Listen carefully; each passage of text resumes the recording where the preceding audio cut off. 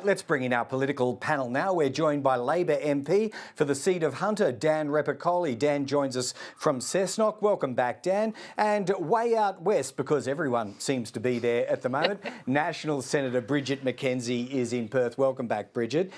Look, why don't we get a quick thought from both of you? You're kind of in this together on the breaking news of the afternoon that former CFMEU officials are off to the High Court to challenge the administration regime, as I say, supported by both sides represented by you. Dan, to you first of all, why should we have confidence that the administration laws will stand up at court? G'day, Greg and Bridget. Pleasure to be here. We were pretty sure that the CFMEU were going to take us to the High Court, so we've been working on that ever since this legislation passed. So for us, we need to make sure that we get back to what this is really about, and it's about the workers, making sure that they can get home safely to their families in a safe manner every day. And that's really what we need to make sure happens with the CFMEU, so that we can get the right administrators in there to make sure that happens, because that's every day what a union does, is make sure people get home safely to their families. All right, and Bridget, worth defending at any cost? I mean, these things don't come cheap, do they? No, they don't, and it's highly likely that any decision by the High Court will be well past the next election.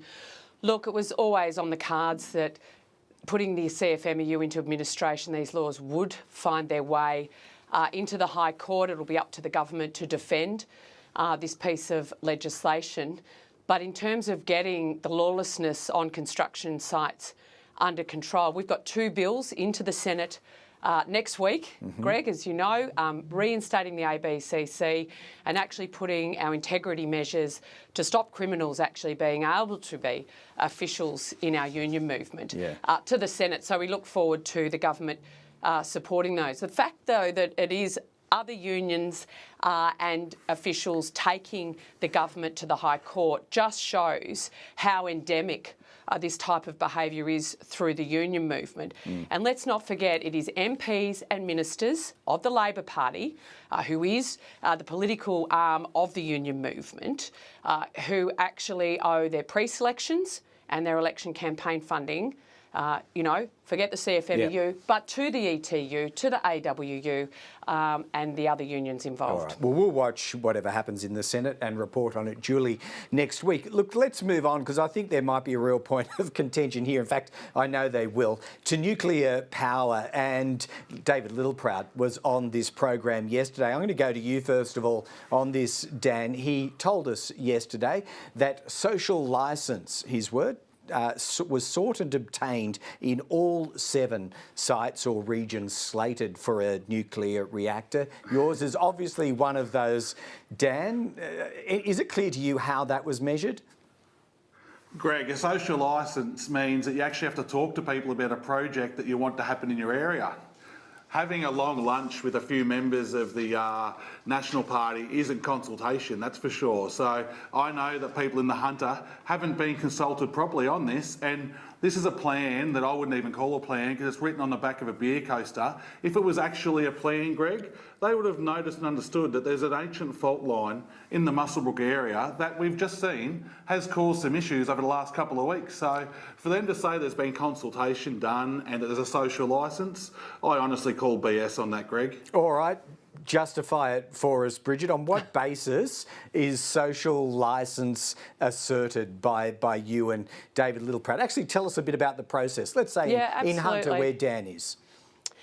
Thanks, Greg, and great to be with you, Dan, as well. Well, we're really excited about our future-focused net zero nuclear plan, and we've outlined that there are 7 sites, of which obviously the Hunter is one of those 7 sites where we look to, in a future coalition government, to construct a net zero nuclear power station, which is very exciting in terms of intergenerational jobs, way past 2050, but also for that low emissions and reliable energy source as well. Now, we've made very, very clear in those communities that are successful in hosting one of those plants, that there will be detailed technical assessments prior to any construction or decision being made, and very, very deep and embedded consultation with communities. Okay, so that means it hasn't fully happened the process. yet? That is exactly the process we outlined when we announced this policy, that we would be, these were the 7 sites where we had done preliminary work, both at a technical level, i.e. they have highly energy literate communities already and workforces. They are actually got the transmission lines already there, so we don't need to, rip through prime agricultural land as the renewable task is seeking to do. Yeah. So we had those things in place, and we also sought, not as Dan typifies it, that we sat down in the pub with a beer coaster and chatted to our mates, that we actually went into the communities and to understand their preliminary views. Preliminary view. Okay, so how was that consent or that preliminary view conveyed? I'm really curious about that. There does appear to have been some polling by Freshwater Strategy in some areas. What else fed into it? Well, we know that these are highly energy literate communities who are very proud of producing energy over many generations to Australia, and having strong, in the main, manufacturing bases as well, particularly, as Dan would know, in the Hunter. And we want those skills to be able to continue where they are. Now, when we announced this policy, Greg, we were very clear that there would be a very robust, significant and long-term engagement with these communities over a period of time at a social, economic and technical assessment before any final decision was made on which of the 7 sites the 2 power stations would be built. All right, that doesn't sort of fully accord with... Yeah, please do, Dan. Can I just say a bit more on this? As you just heard Bridget say there, that the community consultation is going to happen if they get into government. So that's like me saying to my wife, I'm going to mow the lawn tomorrow. Realistically, it's not going to happen. So we've got to make sure we get back to the truth of these matters here. I would be pretty upset if I was your wife. Yeah, because the lawn's definitely not getting mowed tomorrow. Are you not a man of your word? Certainly a man of my word, but I didn't tell my wife that. But anyway, let's get back to the topic here of the nuclear power. The opposition was in government for 10 years, and not once did they bring this topic up whilst they're in government. Didn't once get spoken about in the Hunter, and now, 2.5 years out of government, they think this is the best thing since sliced bread. So I really think we need to have a good hard look at their so-called plan of what they've got and really work with that. Somehow I think Dan Repicoli's conserving his energies to be a good local member rather than mowing the lawn. But look, God forbid... Sorry, Alex. God forbid You're going to have to do it now. You lost your seat, Dan. So let's just say you lost your seat and the coalition formed government. I know you're not working towards that end, obviously, but that would be a form of mandate, wouldn't it, Dan Repicoli? Look, if the people of the Hunter think that strongly about nuclear and they vote me out and vote somebody else into this seat, then that's the choice of the people for the Hunter. But from the people I've been talking to around the place, there is not strong support for this project. And you and I both know, Greg, I think that this is a bit of a fantasy into the future that I really don't think will happen, no matter if the government, if the previous government get in there. So Dan, they had 10 years of energy insecurity. Let's remember that. So I was actually over in Dubai for COP28, the big climate conference, where it was very clear that the globe, in order to meet the targets it set itself, needs to triple the nuclear production to net zero, just to get to 2050. We have a backyard full of uranium, and we are a nuclear nation already, given we have a nuclear reactor in the middle of Sydney and our subs, and we're going to sleep our submariners in nuclear submarines over coming decades. So the reality is we seize this opportunity so we can power our future, get to net zero, keep the lights on and jobs at home. That's what the coalition wants to do, and we hope that the Australian public agrees with us. All right. Somehow I think we could go all day on nuclear. I think I won't. We could, Greg, we could. No, you'd both be keen to do that, but I'm going to try and chance my arm at one more topic if I can. Gambling ad restrictions. It's a work in progress by the Albanese government, but we are hearing suggestions that the restrictions might be immediate when we're talking about advertisements on online platforms, big social media sites and the like, but then a later later phase in for Australian TV broadcasters. Dan, to you first of all.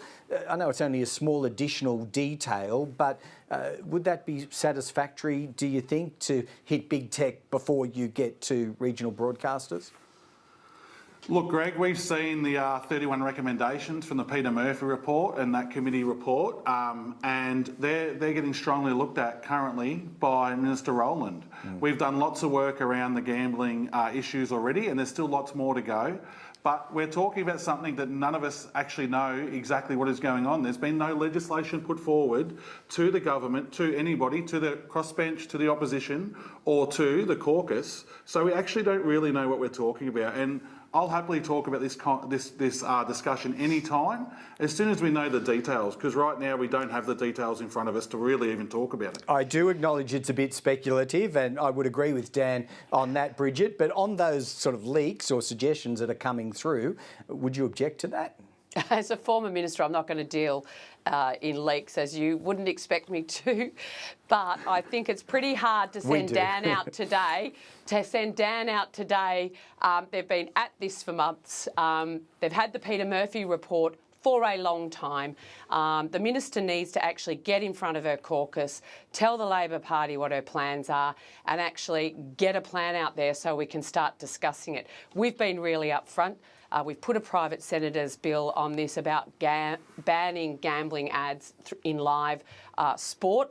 We'd love to get the Labor Party's support for that, and yet we're sitting on our hands waiting for them to get all their ducks in a row, maybe another dinner or two with the gambling industry, who knows. So looking forward to hearing something from the government, and then obviously we'll have a lot more to say about that. Well, you get the sense there might be a few things on the boil when you're both back in town next week for a fortnight. There's a bit of unfinished business for the Albanese government. We'll keep across it. Very lively exchange this afternoon. We might have to pair you two up again in the future. Dan, Bridget, thanks so much for joining us. Thanks. Thank you, Greg. Thank you, Bridget.